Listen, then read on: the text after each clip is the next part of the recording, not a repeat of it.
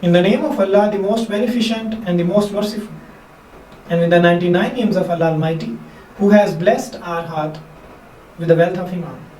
Dear students, Assalamu alaikum and welcome to Alham's Dynamic World. Students, our today's topic is sentence fragments. First of all, dear students, we want to know what is fragment and what is sentence. Dear students, अगर आप इन दोनों में differentiate करना चाहते हैं तो standard मान लें सेंटेंस को कि सेंटेंस में तीन चीजें जरूरी हैं, उसके तीन एलिमेंट्स नेसेसरी हैं. For example, a complete sentence is an independent clause. वो इंडिपेंडेंट क्लॉज है और उसमें कौन कौन से तीन एलिमेंट्स लाजमी होने चाहिए. उनमें से नंबर 1 है subject, number 2 verb, number 3 complete thought. तो सेंटेंस होने के लिए या एक इंडिपेंडेंट क्लॉज होने के लिए सेंटेंस को या क्लास को कौन सी 3 कंडीशंस को फुलफिल करना पड़ता है. नंबर 1, उसमें सब्जेक्ट होना चाहिए. नंबर 2, उसमें वर्ब होना चाहिए. नंबर 3, सब्जेक्ट वर्ब होने के साथ साथ उसका थॉट, उसकी सेंस भी कंप्लीट होनी चाहिए. For example, the smelly old dog at my shoe.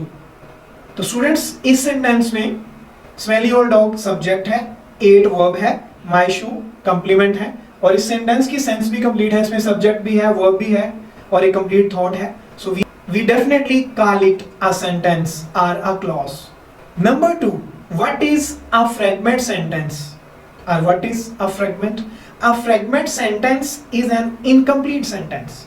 One or more parts of complete sentence are missing in a fragment sentence or sentence fragment. For example, sentence fragments are composed of phrases and dependent clauses. You already know the definition of phrase. Phrase is a group of words without subject or verb and it shows incomplete sense. Dependent clause में subject होता है, verb भी होता है, लेकिन इसका thought complete नहीं होता. तो डियर स्टूडेंट्स, सेंटेंस फ्रैगमेंट क्या है? फ्रेजेस और डिपेंडेंट क्लॉजेस होती हैं, इनका थॉट कंप्लीट नहीं होता. इसमें कंप्लीट सेंटेंस यानी 3 क्राइटेरिया हैं जिनकी मदद से आप पहचानेंगे कि एक सेंटेंस है या इसको हम फ्रैगमेंट बोलेंगे.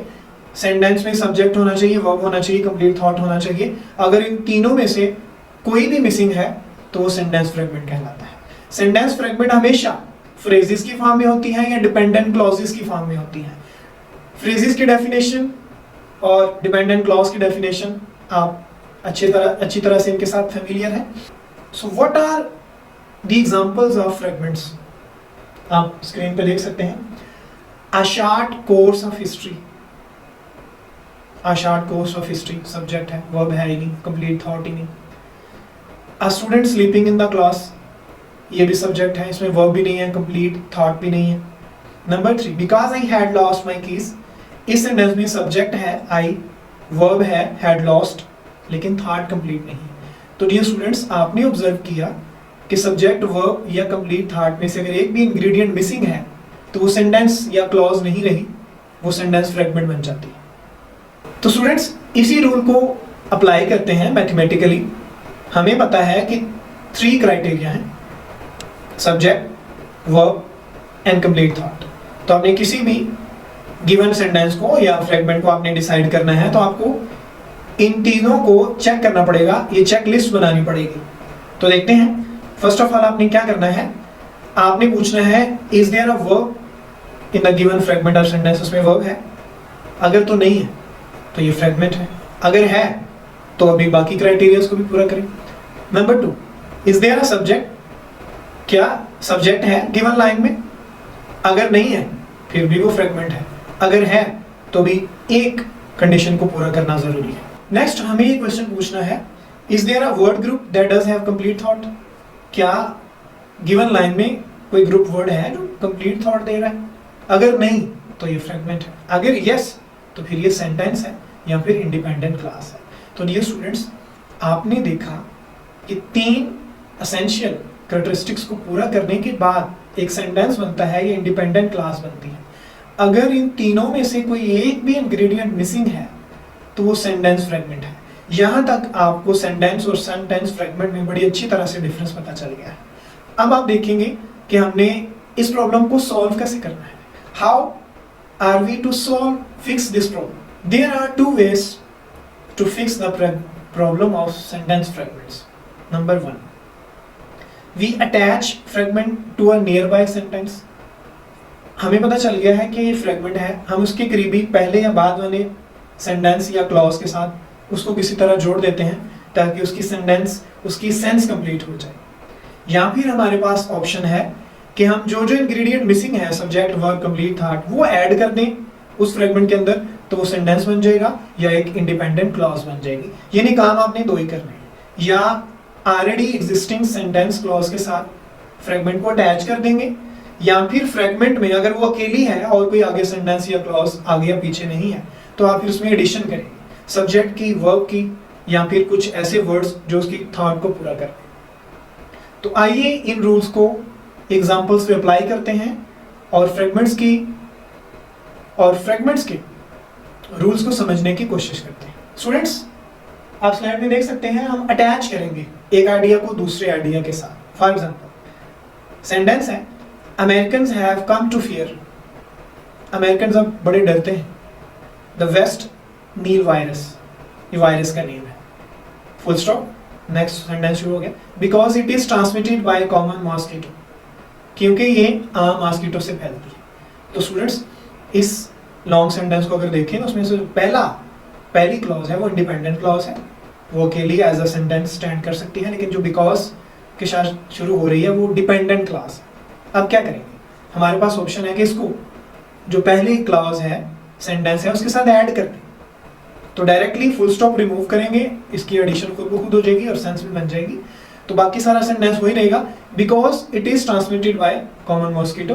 तो हमने डिपेंडेंट क्लॉज को यानी सेंटेंस फ्रेगमेंट को एक इंडिपेंडेंट क्लॉज या सेंटेंस के साथ कंबाइन कर दिया है, अटैच कर दिया है, इस तरह उसकी सेंस भी कंप्लीट हो गई है। स्टूडेंट्स, यहाँ आप ये भी याद रखेंगे कि जब डिपेंडेंट क्लॉज बाद में आती है तो फिर कोमा लगाना जरूरी नहीं है उसको सेपरेट करने के लिए बाकी सेंटेंस, लेकिन अगर डिपेंडेंट क्लॉज स्टार्ट में आ जाती है तो उसको रेस्ट ऑफ द सेंटेंस से सेपरेट करने के लिए कोमा लगाना बड़ा जरूरी है। तो keep this rule in your mind. Students, number 2, adding. तो सैंपल लाइन है हमारे पास, running for the bus. Running for the bus में ना सब्जेक्ट है ना वर्ब है, फ्रेगमेंट है। हम क्या करेंगे? ऐड कर देते हैं, सब्जेक्ट और वर्ब मिसिंग ऐड कर देते हैं। तो किसी भी तरह से कुछ भी आइडिया देके, सब्जेक्ट वर्ब किसी भी आइडिया को लेके उसमें एडिशन की जा सकती है। For example, I twisted my ankle, मेरा टखना मुड़ गया। रनिंग फॉर द बस, बस का पीछा करते हुए जब मैं भाग रहा था तो मेरा टखना मुड़ गया। तो देखेंगे स्टूडेंट्स, सेंस भी कंप्लीट हो गई, सब्जेक्ट भी इसमें आ गया है, वर्ब भी आ गया है और कंप्लीट थॉट भी आ गया है। तो हमारे पास we have 2 methods to solve to fix the problems of sentence fragment.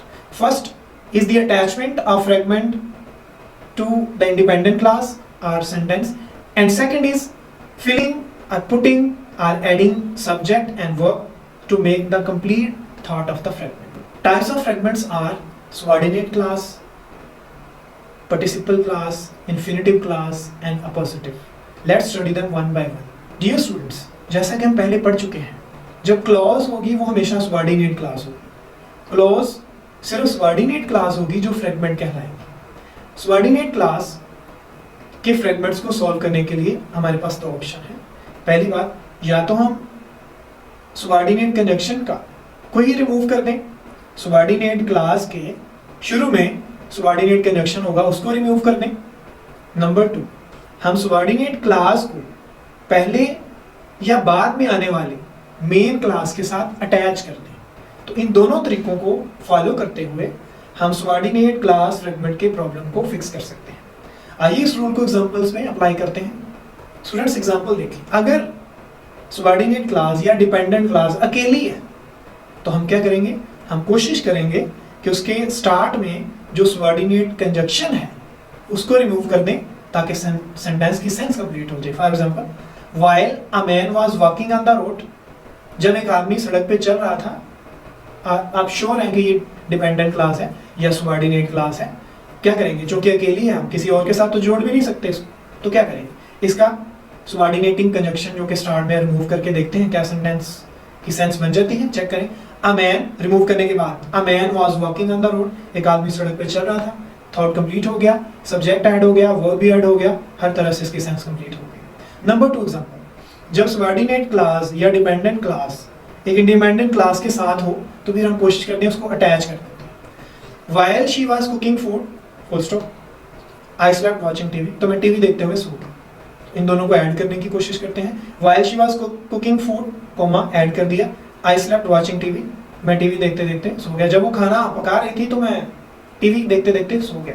तो डियर स्टूडेंट्स, देखिए इंडिपेंडेंट क्लास को हमने इंडिपेंडेंट क्लास के साथ जोड़ दिया है, या यूं कह लें सबऑर्डिनेट क्लास को एक इंडिपेंडेंट क्लास के साथ जोड़ दिया गया है। अब चूंकि सबऑर्डिनेट डिपेंडेंट क्लास स्टार्ट में है तो लिहाजा इसको रेस्ट ऑफ द सेंटेंस से सेपरेट करने के लिए या जोड़ने के लिए हम कोमा लगाना जरूरी है। तो आप देख सकते हैं इसमें कोमा लगा हुआ है, अगर नहीं लगाएंगे तो वो मिस्टेक है। Number 2, participle phrase. क्लॉज सिर्फ डिपेंडेंट या सबऑर्डिनेट क्लास में ही फ्रेगमेंट होंगी, बाकी सारी फ्रेगमेंट्स फ्रेजेस की सूरत में आती हैं। तो पहली फ्रेज है participle phrase.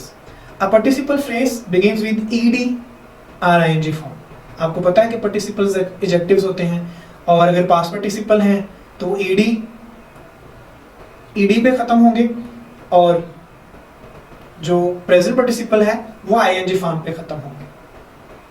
Mostly subject and verb will be missing in participle clauses. तो देखते हैं, climbing the mountain until they were tired, पहाड़ पे चढ़ते हुए जब तक वो थक गए। तो डियर स्टूडेंट्स, इसमें सब्जेक्ट भी नहीं है, आइडिया भी कंप्लीट नहीं है और वर्ब भी नहीं है। ठीक है, नेक्स्ट पार्ट में अंटिल दे वर टायर्ड उसमें वर्ब है, लेकिन पहले वाली फ्रेज में जिसे हम पार्टिसिपल फ्रेज कहते हैं उसमें वर्ब नहीं है, सब्जेक्ट भी नहीं है, थॉट भी कंप्लीट नहीं है। हम क्या करेंगे, जो चीजें मिसिंग है, सब्जेक्ट मिसिंग है, वर्ब मिसिंग है, इन दोनों को ऐड करेंगे ताकि इसकी सेंस कंप्लीट हो जाए। तो कोई भी सब्जेक्ट, कोई भी वर्ब, किसी भी तरह का आइडिया हम इस्तेमाल कर सकते हैं। तो देखते हैं, दे कंटिन्यूड क्लाइंबिंग द माउंटेन, उन्होंने पहाड़ पे चढ़ना जारी रखा, अंटिल दे वर टायर्ड, जब तक वो थक नहीं गए। तो डियर स्टूडेंट, सब्जेक्ट और वर्ब को ऐड करने से इसकी सेंस भी कंप्लीट हो गई, सब्जेक्ट भी आ गया, वर्ब भी आ गया, वो सारी एसेंशियल कैरेक्टरिस्टिक्स पूरी हो गई जो कि एक सेंटेंस में होती है। Next is infinitive phrase. What is infinitive phrase? Infinitive phrase will take to and first form in it, and infinitive phrase will begin with to and first form.